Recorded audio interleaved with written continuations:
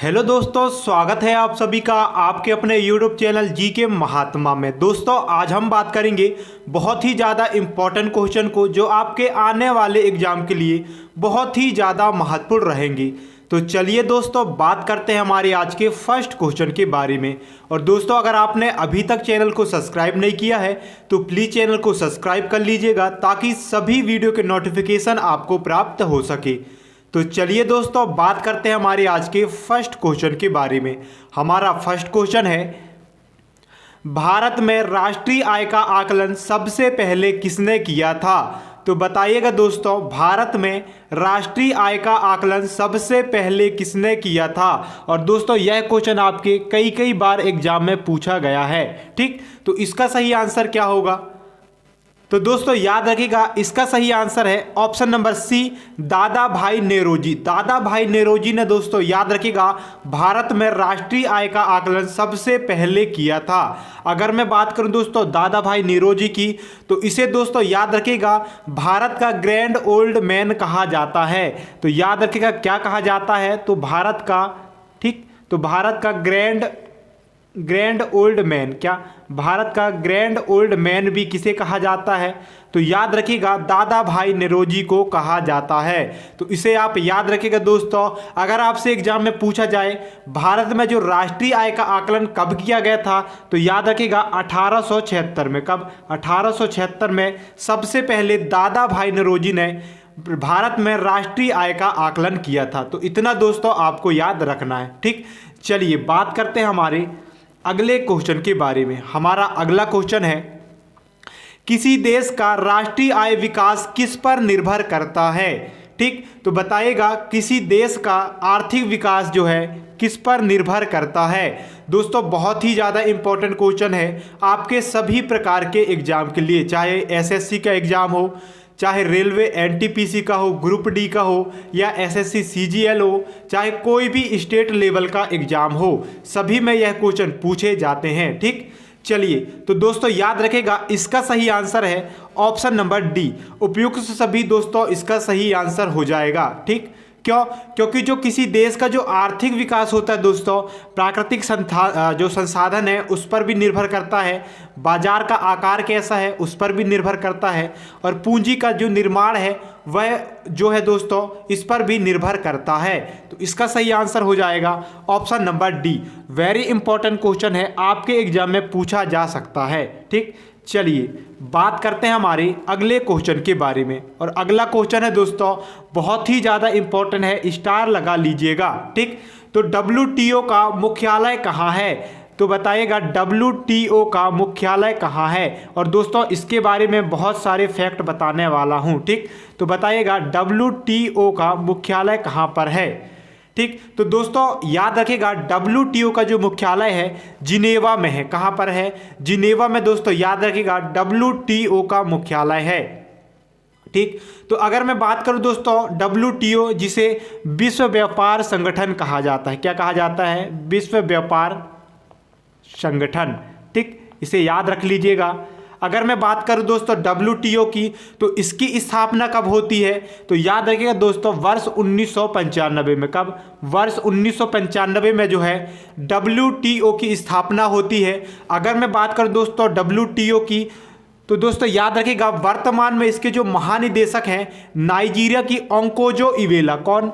ओंकोजो Iweala दोस्तों याद रखिएगा कहाँ की रहने वाली है?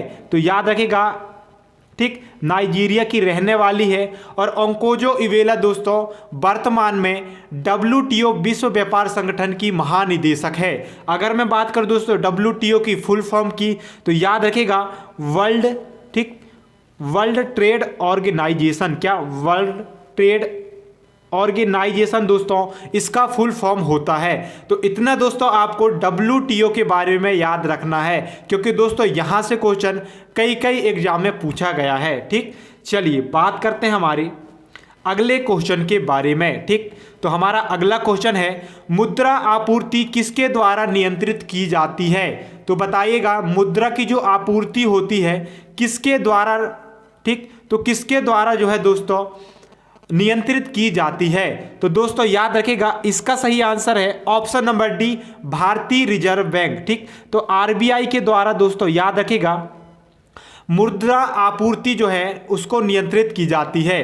अगर मैं बात करूं दोस्तों आरबीआई की, तो इसकी स्थापना कब होती है? तो याद रखिएगा 1 अप्रैल, कब? 1 अप्रैल 1935 को। कब दोस्तों? यह क्वेश्चन पूछा गया है। तो याद रखिएगा भारतीय रिजर्व बैंक का जो स्थापना होती है वह होती है 1 अप्रैल 1935 को। अगर मैं बात करूं दोस्तों वर्तमान में आरबीआई के गवर्नर कौन है? तो दोस्तों याद रखिएगा शक्तिकांत दास। कौन? शक्तिकांत दास दोस्तों याद रखिएगा वर्तमान में आरबीआई के गवर्नर है। अगर आपसे पूछे दोस्तों यह जो है कितने नंबर के गवर्नर हैं, तो याद रखिएगा 25वें नंबर के। कब के? तो 25वें नंबर के दोस्तों याद रखिएगा शक्तिकांत दास आरबीआई के गवर्नर है। और दोस्तों याद रखिएगा 1 अप्रैल 1935 को इसकी स्थापना होती है। ठीक, तो इतना आपको याद रखना है। चलिए बात करते हैं हमारे अगले क्वेश्चन के बारे में। हमारा अगला क्वेश्चन है भारत में सबसे ऊंचा जलप्रपात कौन सा है? तो बताइएगा भारत में सबसे ऊंचा जलप्रपात कौन सा है? ठीक, तो याद रखिएगा भारत में कुंजीकल जो जलप्रपात है सबसे ऊंचा जलप्रपात है। ठीक, तो इसका सही आंसर है ऑप्शन नंबर बी। अगर मैं बात करूं दोस्तों कुंजीकल जलप्रपात की, तो याद रखिएगा यह कर्नाटक के, ठीक, तो कर्नाटक राज्य के शिमोगा जिले में है। कहां पर है? कर्नाटक राज्य के शिमोगा जिले में दोस्तों कौन सा? कुंजीकल जलप्रपात, जो कि भारत का सबसे ऊंचा जलप्रपात है। ठीक, अगर मैं बात कर दोस्तों इसकी कितना ऊंचाई है, तो याद रखिएगा 455, कितना? 455 मीटर दोस्तों इसकी ऊंचाई है। ठीक, तो इसे आप याद रख लीजिएगा, बहुत ही ज़्यादा इंपॉर्टेंट क्वेश्चन है दोस्तों। पहले क्या था? पहले जो जोग जलप्रपात था दोस्तों भारत का सबसे ऊंचा जलप्रपात हुआ करता था। लेकिन अगर आपसे अगर अभी क्वेश्चन पूछे तो याद रखिएगा कुंजीकल जो जलप्रपात है यह सबसे ऊंचा जलप्रपात है। ठीक, इसकी जो ऊंचाई है वह है 455 मीटर है। ठीक, इसे आप याद रखिएगा। चलिए बात करते हैं हमारे अगले क्वेश्चन के बारे में। हमारा अगला क्वेश्चन है जूट उत्पादन में सबसे प्रचुर प्रदेश कौन सा है? मतलब जूट उत्पादन में सबसे ज़्यादा उत्पादन करने वाला कौन सा राज्य है? चलिए, तो इसका सही आंसर क्या होगा? तो दोस्तों याद रखिएगा इसका सही आंसर है option number B. Option number B दोस्तों पश्चिम बंगाल जो है जूट उत्पादन में सबसे ज़्यादा, ठीक, तो सबसे ज़्यादा जो जूट का उत्पादन होता है पश्चिम बंगाल राज्य में होता है। अगर मैं बात करूं दोस्तों पश्चिम बंगाल की, तो पश्चिम बंगाल की राजधानी क्या है? तो याद रखिएगा पश्चिम बंगाल की राजधानी कोलकाता है। ठीक, इसे आप याद रख लीजिएगा। वर्तमान में यहाँ के मुख्यमंत्री कौन है? तो याद रखिएगा ममता बनर्जी। कौन? ममता बनर्जी दोस्तों याद रखिएगा वर्तमान में पश्चिम बंगाल की, ठीक, तो पश्चिम बंगाल की जो है मुख्यमंत्री हैं। चलिए बात करते हैं हमारे अगले क्वेश्चन के बारे में। हमारा अगला क्वेश्चन है निम्नलिखित में से कौन से देश पाल्क स्ट्रेट से जुड़े हुए हैं? तो बताइएगा कौन सा ऐसे देश है जो कि पाल्क, ठीक, पाल्क स्ट्रेट से जुड़े हुए हैं। ठीक, तो बताइएगा। तो याद रखिएगा इसका सही आंसर है ऑप्शन नंबर बी, भारत और श्रीलंका। भारत और श्रीलंका दोस्तों याद रखिएगा पाल्क स्ट्रेट से जुड़े हुए हैं। चलिए बात करते हैं हमारे अगले क्वेश्चन के बारे में। हमारा अगला क्वेश्चन है भारत में किस राज्य को चावल का कटोरा कहा जाता है? अब दोस्तों आ रहे हैं वेरी वेरी इंपॉर्टेंट क्वेश्चन। ठीक, तो बताइएगा भारत में किस राज्य को चावल का कटोरा कहा जाता है? तो दोस्तों याद रखिएगा इसका सही आंसर है option number B, Andhra Pradesh दोस्तों भारत में चावल का कटोरा कहा जाता है। ठीक, अगर आपसे पूछे दोस्तों धान का कटोरा, क्या धान का कटोरा किसे कहा जाता है? ठीक, अगर आपसे पूछे धान का कटोरा किसे कहा जाता है, तो याद रखिएगा छत्तीसगढ़ को। किसे? ठीक, तो छत्तीसगढ़ को जो है धान का कटोरा कहा जाता है। तो इसे भी आप याद रखिएगा, इंपॉर्टेंट रहेगा आपके एग्जाम के लिए। ठीक, चलिए बात करते हैं बढ़ते हैं हमारे अगले क्वेश्चन के बारे में। तो हमारा अगला क्वेश्चन है ठीक। हमारा अगला क्वेश्चन है, पहली बार परमाणु बम कहां पर फेंका गया था? तो बताइएगा पहली बार जो परमाणु जो बम है कहां पर फेंका गया था? ठीक। तो याद रखिएगा दोस्तों, इसका सही आंसर है ऑप्शन नंबर डी, हिरोशिमा में। दोस्तों याद रखिएगा, जापान के, कहाँ के? तो याद रख लीजिएगा, जापान के हिरोशिमा में। कहाँ पे? जापान के हिरोशिमा शहर में, हिरोशिमा शहर में। ठीक। तो जापान के हिरोशिमा शहर में दोस्तों याद रखिएगा पहली बार परमाणु बम फेंका गया था। तो इसका सही आंसर हो जाएगा ऑप्शन नंबर डी, हिरोशिमा शहर में। वेरी इंपॉर्टेंट क्वेश्चन है, आपके एग्जाम में कई बार यह क्वेश्चन को पूछा गया है। ठीक। चलिए बात करते हैं हमारी नेक्स्ट क्वेश्चन के बारे में। हमारा नेक्स्ट क्वेश्चन है, ओजोन परत कहां पर पाई जाती है? ठीक। तो बताइएगा ओजोन परत कहां पर पाई जाती है? तो दोस्तों याद रखिएगा, ठीक। तो दोस्तों याद रखिएगा इसका सही आंसर क्या होगा? ठीक। तो ओजोन परत दोस्तों याद रखिएगा समताप मंडल में जो है पाई जाती है। तो इसका सही आंसर हो जाएगा ऑप्शन नंबर डी। ठीक। अब दोस्तों मैं आपको इसके बारे में बताता हूं। ठीक। तो दोस्तों वायुमंडल विभिन्न तरह के जो है बहुत तरीके के जो मंडल पाए जाते हैं। सबसे पहले याद रखना है आपको, क्षोभ मंडल पाया जाता है। ठीक। तो अगर आपसे पूछे पृथ्वी के सबसे निकट कौन सा मंडल है, तो याद रखिएगा सबसे पहले जो मंडल आता है वह आता है क्षोभ मंडल। अगर मैं बात करूं दोस्तों क्षोभ मंडल की, तो इसमें जितने भी मौसम संबंधी घटनाएं, क्या दोस्तों, जितने भी मौसम संबंधी जो घटनाएं होती है, ठीक। तो दोस्तों जितने भी मौसम संबंधी जो घटनाएं होती है सभी जो है क्षोभ मंडल में होती है। इसके बाद आता है दोस्तों आपका समताप मंडल। क्या आता है? तो याद रखिएगा दूसरे नंबर में जो आता है वह आता है समताप मंडल। अगर मैं बात करूं दोस्तों समताप मंडल की, तो याद रखिएगा यहाँ पर जो है एरोप्लेन उड़ाए जाते हैं। क्या उड़ाए जाते हैं? तो याद रखिएगा जो एरोप्लेन होते हैं सभी दोस्तों एरोप्लेन जो है समताप मंडल में उड़ते हैं। ठीक। तो यहाँ क्या होता है जो ठीक, तो इसे आप याद रखिएगा। ठीक। चलिए बात करते हैं हमारे, अच्छा तीसरा लेयर की बात करता हूं दोस्तों। तो तीसरा जो लेयर होता है वह होता है हमारा मध्य मंडल। ठीक।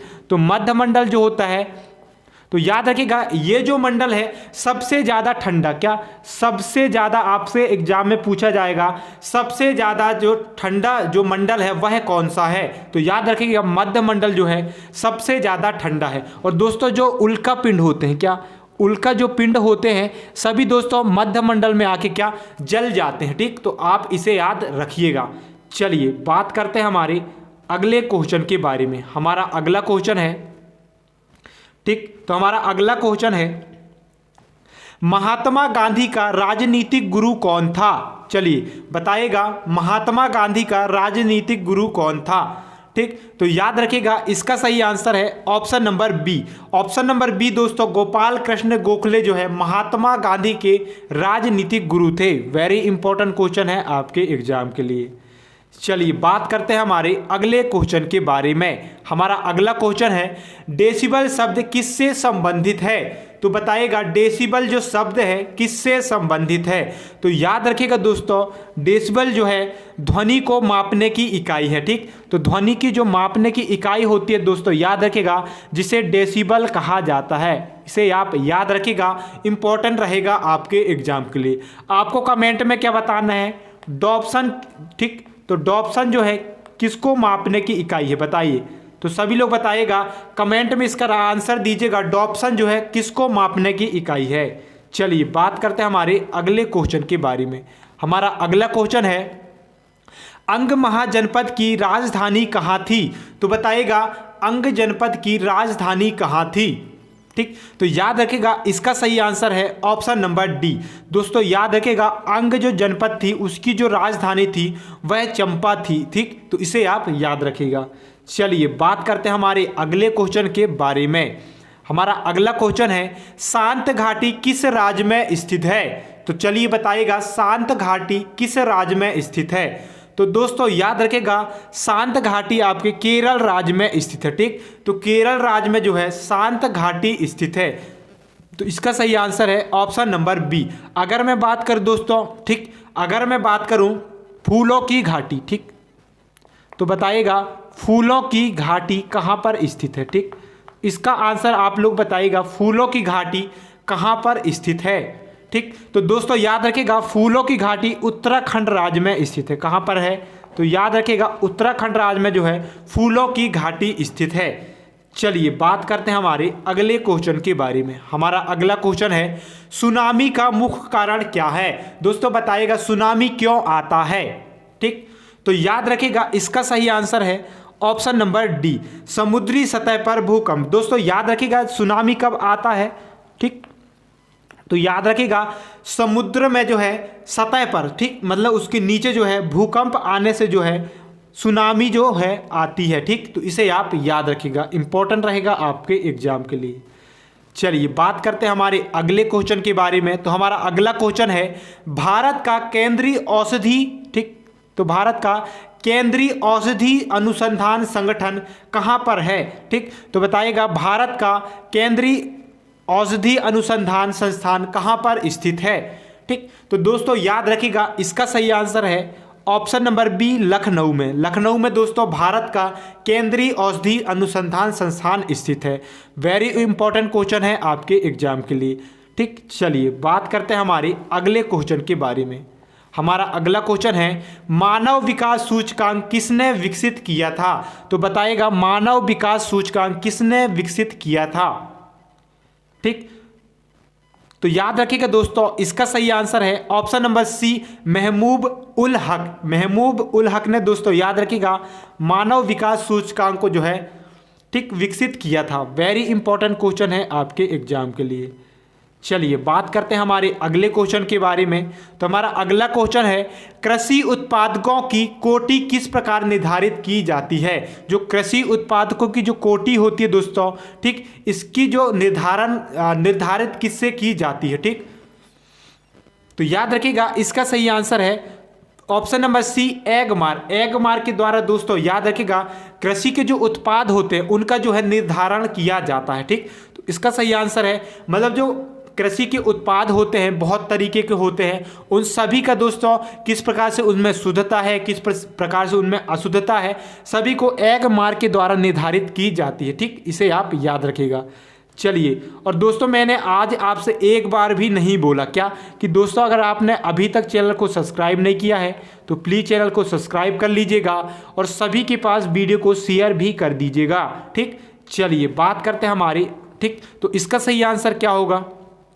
ठीक, चलिए भारत में न्यूनतम मजदूरी अधिनियम किस वर्ष में पहली बार स्वीकृत हुआ था। तो बताइएगा भारत में न्यूनतम मजदूरी अधिनियम सबसे पहले किस वर्ष जो है ठीक तो किस वर्ष स्वीकृत प्रदान किया गया था इसको। ठीक, तो इसका सही आंसर हो जाएगा ऑप्शन नंबर बी, वर्ष 1948।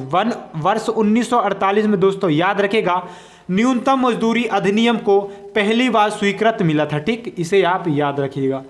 चलिए बात करते हैं हमारे अगले क्वेश्चन के बारे में। तो हमारा अगला क्वेश्चन है इंसुलिन का आविष्कार किसने किया था। दोस्तों यह क्वेश्चन आपके साइंस से है। ठीक, साइंस से है और यह क्वेश्चन को कई बार आपके एग्जाम में पूछा गया। ठीक, तो बताइएगा इंसुलिन का आविष्कारक कौन है। ठीक, तो याद रखिएगा इसका सही आंसर है option number B, F Banting. F Banting दोस्तों याद रखिएगा इंसुलिन का आविष्कारक है। ठीक, अब दोस्तों मैं आपसे एक क्वेश्चन पूछूंगा। ठीक, चलिए लास्ट में पूछूंगा इस क्वेश्चन को। ठीक, चलिए हम लास्ट के क्वेश्चन के बारे में बात करते हैं। तो आज का हमारा लास्ट क्वेश्चन है भारत में सबसे पहले सूरज कहां उगता है। दोस्तों वेरी इंपॉर्टेंट क्वेश्चन है, आपके एग्जाम में पूछा जाएगा। ठीक, तो भारत में सबसे पहले सूरज कहां उगता है। ठीक, तो मतलब दोस्तों ये सूरज है क्या, ये सूरज है दोस्तों, ये जो है सबसे पहले कहां पर उगता है आपको बताना है। ठीक, तो बताइएगा भारत में सबसे पहले सूर्य कहां पर उगता है। ठीक, तो याद रखिएगा दोस्तों भारत में सबसे पहले अरुणाचल प्रदेश में, कहां पर, अरुणाचल प्रदेश राज्य में दोस्तों सबसे पहले भारत में सूर्य उगता है। ठीक, इसे आप याद रख लीजिएगा। वेरी इंपॉर्टेंट क्वेश्चन है, आपके एग्जाम में पूछा जा सकता है। ठीक, तो इसे आप याद रखिएगा। ठीक, तो इसका सही आंसर है ऑप्शन नंबर ए। अब दोस्तों आपसे एक क्वेश्चन पूछूंगा मैं जिसका आंसर आपको कमेंट में देना है। ठीक, तो बताइएगा चेचक का टीके की खोज,